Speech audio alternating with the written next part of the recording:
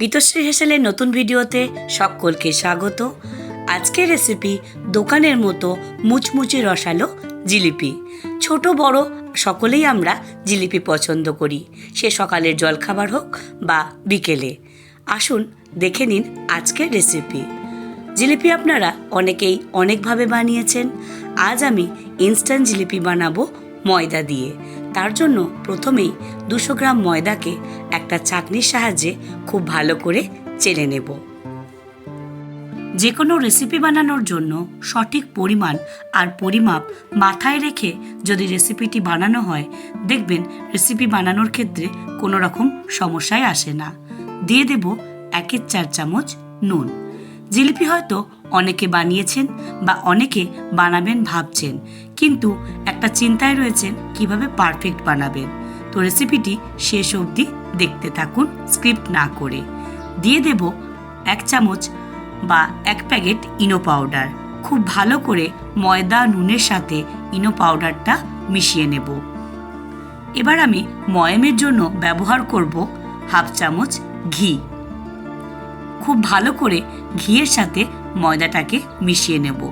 চাইলে আপনারা এখানে সাদা তেলও ব্যবহার করতে পারেন, কিন্তু ঘি দিলে জিলিপির ফ্লেভারটা খুবই সুন্দর আসবে খাবার সময়। খুব ভালো করে মিশিয়ে নেওয়ার পর অল্প অল্প জল অ্যাড করতে থাকবো।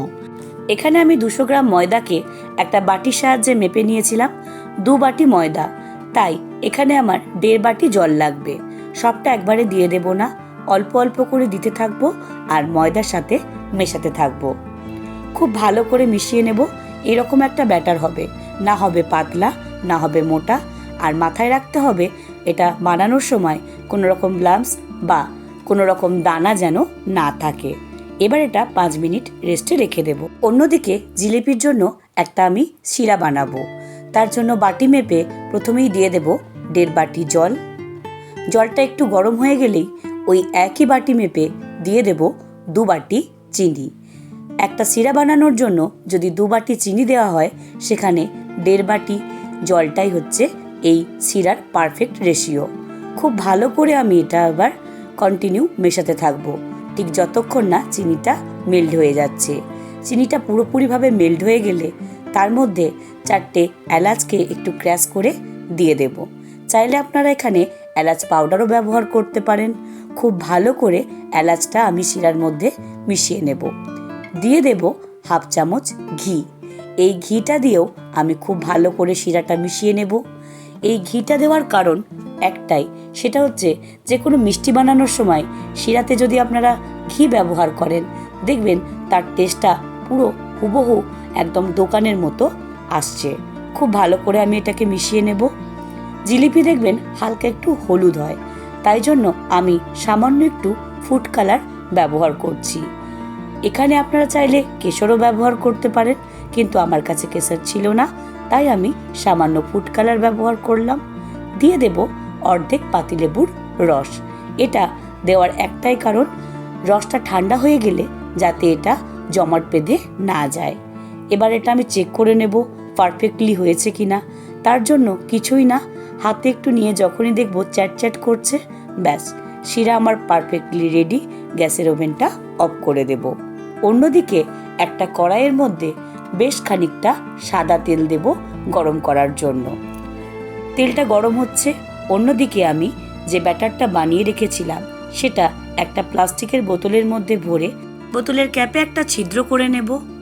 অন্যদিকে তেলটা পারফেক্টলি রেডি আছে কিনা চেক করার জন্য 2-1 ফোঁটা ব্যাটার দিলেই যদি ব্যাটারটা ভেসে ওঠে, বুঝতে হবে তেলটা পারফেক্টলি রেডি জিলিপি ভাজার জন্য। এবার তেলের মধ্যে জিলিপি ছাড়ার সময় তেলের টেম্পারেচার সবসময় হাই রাখতে হবে। এবার একে একে আমি ব্যাটারগুলোকে জিলিপির আকার দিয়ে দেব, মানে 2.5 প্যাচের জিলিপি বানিয়ে নেব। আমি যেহেতু প্রফেশনাল নই, তাই এইভাবে বানালাম। চাইলে আপনারা কাপড়ের সাহায্যে বা প্লাস্টিকের সাহায্যেও বানিয়ে নিতে পারেন। যে কোনো পদ্ধতিতেই আপনারা জিলিপির শেপটা দিয়ে দিতে পারেন। এবার গ্যাসের ফ্লেমটা মিডিয়াম করে দিয়ে প্রায় 3 মিনিট ধরে এপিট উপিট উল্টে খুব ভালো করে ভাজতে থাকবো। যখনই দুপিটেই গোল্ডেন ব্রাউন কালার চলে আসবে, তখন সেগুলোকে তেল থেকে তুলে তেলটা সম্পূর্ণ ছেঁকে আগে থেকে বানিয়ে রাখা শিরার মধ্যে দিয়ে 1 মিনিট একটু ডুবিয়ে নেব। তারপরেই সেগুলোকে তুলে একটা পাত্রের মধ্যে রেখে দেব। একইভাবে আমি বাকি সব জিলিপিগুলোকে বানিয়ে নেব। জিলিপি বানানো খুবই সহজ, তাও আবারও বলে দিচ্ছি আপনাদের সুবিধার্থে। গ্যাসের ফ্লেম হাই রেখে তার মধ্যে একে একে জিলিপিগুলো আড়াই প্যাচের দেওয়ার পর মিডিয়াম ফ্লেমে 3 মিনিট ধরে ভেজে নেবেন। যখনই গোল্ডেন ব্রাউন হয়ে যাবে সেগুলোকে রসের মধ্যে ডুবিয়ে 1 মিনিট পর সেগুলোকে তুলে একটা পাত্রের মধ্যে রেখে দিন। রস থেকে তুলে পরিবেশন করুন গরম গরম মুচমুচে রসালো দোকানের মতো জিলিপি। রেসিপিটি ভীষণই সহজ, কোনো রকম ঝামেলা ছাড়াই খুব অল্প কয়েকটা উপকরণ দিয়ে আপনারা বানিয়ে নিতে পারবেন। তাই অবশ্যই রেসিপিটি বানিয়ে নেওয়ার অনুরোধ রইল। তাও বানাতে গিয়ে যদি কোনো সমস্যার সম্মুখীন হন প্লিজ আমাকে কমেন্টে জানাবেন। আর যদি এই রেসিপিটা আপনাদের ভালো লেগে থাকে বা উপকৃত হন তাহলে লাইক শেয়ার কমেন্ট করতে ভুলবেন না। আপনাদের একটা লাইক শেয়ার বা কমেন্ট আমাকে মোটিভেট করবে নিত্য নতুন রেসিপি আপনাদের সামনে নিয়ে আসতে। এই ভিডিওটা যদি আপনারা ইউটিউব থেকে দেখেন তাহলে চ্যানেলে যদি নতুন সদস্য হন সাবস্ক্রাইবের অনুরোধ রইল। পাশে থাকা বেল আইকনটা অবশ্যই প্রেস করবেন সব নোটিফিকেশান সবার আগে পাওয়ার জন্য। আর যদি ফেসবুক পেজ থেকে দেখেন তাহলে অবশ্যই চ্যানেলটিকে ফলো করে দেবেন। সকলকে রথযাত্রার শুভেচ্ছা। আবারও দেখা হবে খুব তাড়াতাড়ি গীতশ্রী হেসেলে নতুন ভিডিও নিয়ে নতুন এপিসোডে। ভালো থাকবেন, সুস্থ থাকবেন। নমস্কার।